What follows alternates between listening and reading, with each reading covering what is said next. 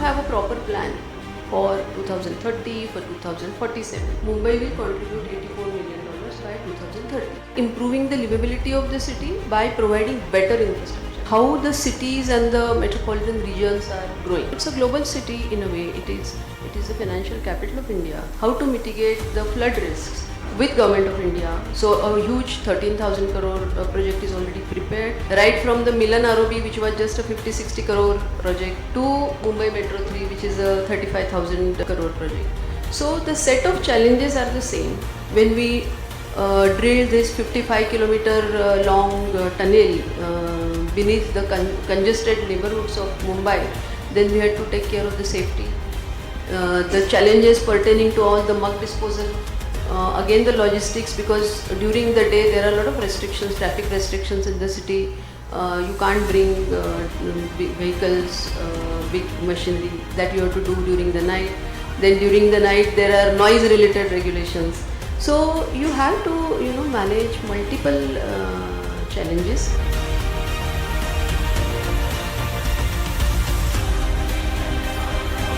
Contributes to state's economy, and 2030 we have this target of making Maharashtra as a $1 trillion economy. In that, MMR will contribute almost $300 billion. Now where does Mumbai stand? In $140 billion economy, Mumbai's contribution is $84 billion. And in this $1 trillion path of Maharashtra, Mumbai will contribute $84 million by 2030. So it means Mumbai has a very, very major role in terms of contribution not only to India's economy, but not only to Maharashtra's economy, but India's economy. And it's a global city in a way. It is the financial capital of India, and it has been always at the forefront of economic development of the country. And so that's why I think Mumbai is already ready. Of course, Mumbai will have to continuously keep improving in all in every sector, right from its policy change to its infrastructure to its delivery of service, its ease of doing business and its livability. But that's always a work in progress, because a very, very vibrant city like Mumbai doesn't stop. It comes up with new challenges, and those new challenges have to be dealt with. Right. So that brings me to the next question. What is your agenda for Mumbai's next phase of development? Niti Aayog has been continuously driving how the cities and the metropolitan regions are growing, because these are the economic powerhouses of our country. So private sector in this area is also very vibrant, but the growth should not happen on its own. It needs to be driven in a particular direction.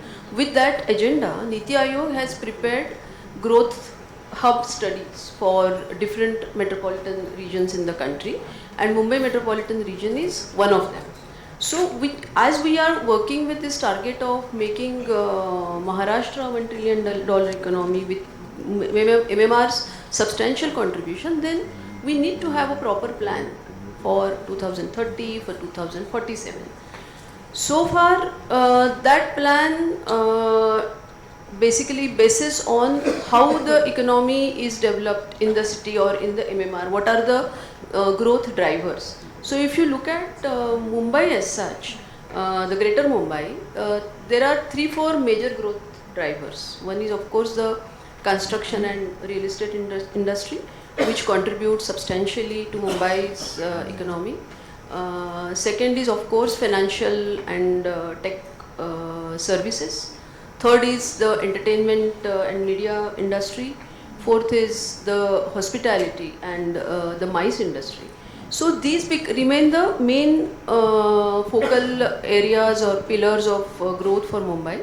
But going forward, we need to not only build upon them, but look for the other areas. And while doing so, the government and the institutions like municipal corporations has to contribute through policy interventions and improving the livability of the city by providing better infrastructure. So if you asked me what are your plans, then in order to take Mumbai to more than $80 billion economy, whatever contribution which the municipal corporation has to do by improving the livability of the city, by providing better infrastructure, better quality of services, more citizen-centric services, and of course completing the major infrastructure projects which we have already undertaken. So that is the vision for the future. So in terms of infrastructure projects, of course the transport infrastructure is one of them, which many other agencies are also doing, MMRDA, CIDCO and other entities. And BMC is contributing by building a major section of the coastal road. We already completed the coastal road south and the coastal road north from the Hisar to Bhayandar, which we are doing. But apart from that, what other bodies can't do, but BMC has to do, is improving the quality of services.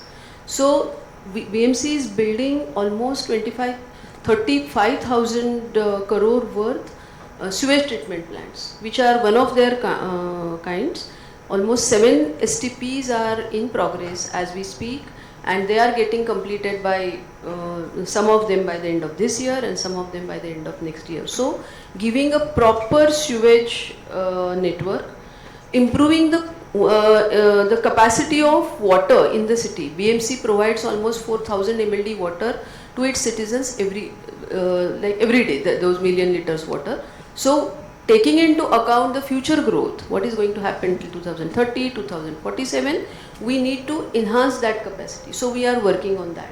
So there are multiple things, multiple services which only BMC provides.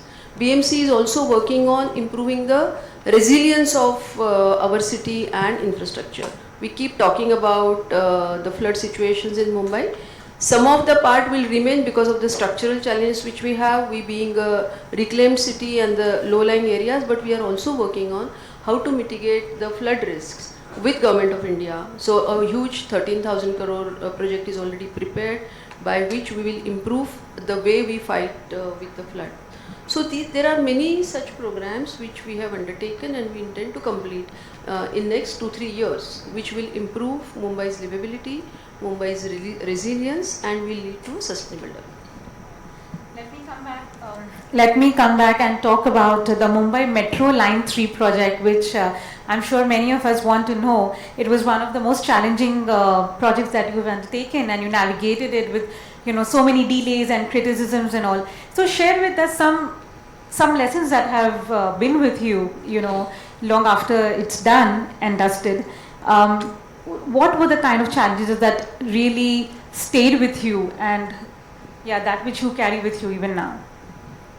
I have been working in Mumbai's urban infrastructure sector for past 20 years now.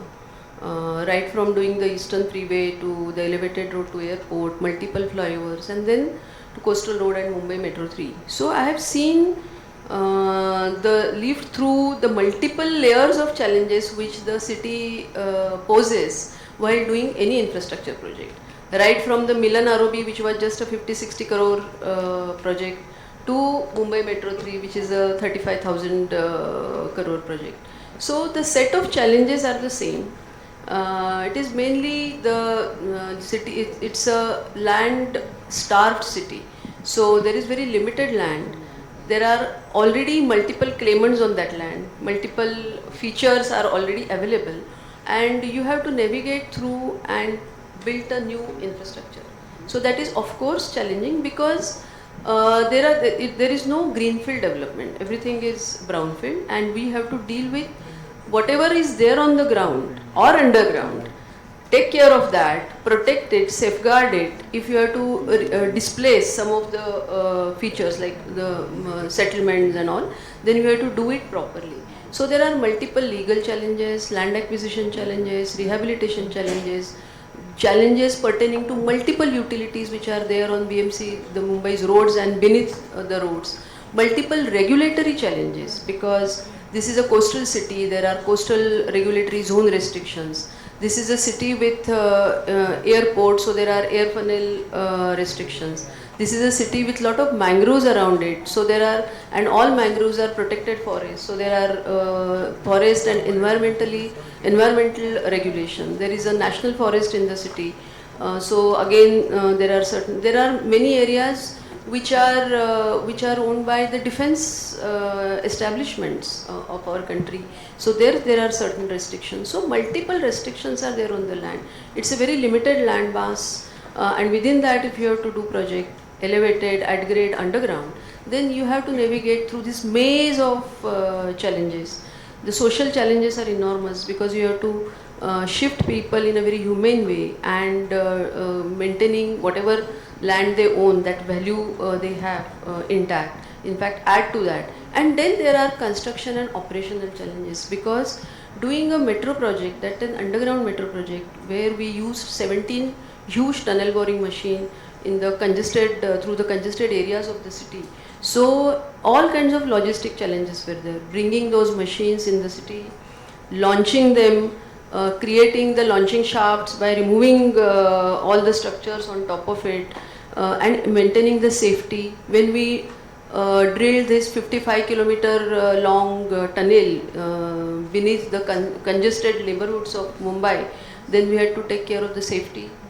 The challenges pertaining to all the mud disposal, again the logistics, because during the day there are a lot of restrictions, traffic restrictions in the city. You can't bring big vehicles, big machinery, that you have to do during the night. Then during the night there are noise related regulations. So you have to manage multiple challenges, and these are the projects which have a long gestation period. So the construction goes on for 5 to 7 years, and you work in again very close neighborhoods. So you have to ensure not only the people's safety but their expectations and aspirations, because people don't want noise in the night. You have to take care of the dust. So the housekeeping of all these construction sites is a major challenge, and we had very strong protocols for that, which we laid down, which now all other agencies are following. So even when we did this huge construction, there were strict restrictions on our construction vehicles also to wash the wheels and then only come out of the that site, so that the roads are not damaged. There are very strong regulations about the dust management and noise management. So and plus the safety of the buildings. All buildings were constantly monitored. 25/7 monitoring was there. They were being monitored by using multiple sensors on these buildings. So then the geology is challenging, because there are reclaimed areas. So some areas are reclaimed, but at the same time there is hard rock. Within hard rock there are soft rock pockets. So during water table is very high. So all those things have to be managed. So you keep constant, and this geology throws a lot of surprises. So you need to be very dynamic in terms of changing your designs, changing your construction methodology.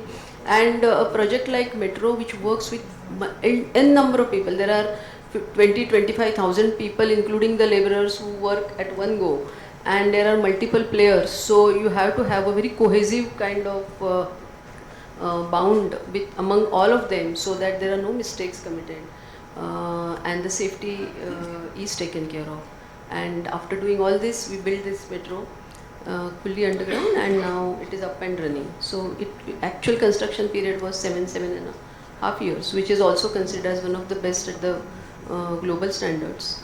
While we battled with multiple court cases and perception challenges, so they will always remain in a city like Mumbai. But going forward, I think the way we had to fight for Mumbai Metro 3, but going forward, I think people have also come to terms that such projects, they throw challenges, but once completed, they serve the city in a better way. So the new projects face less challenges than Indie Global Media Network, taking innovation, collaboration, and growth to the forefront.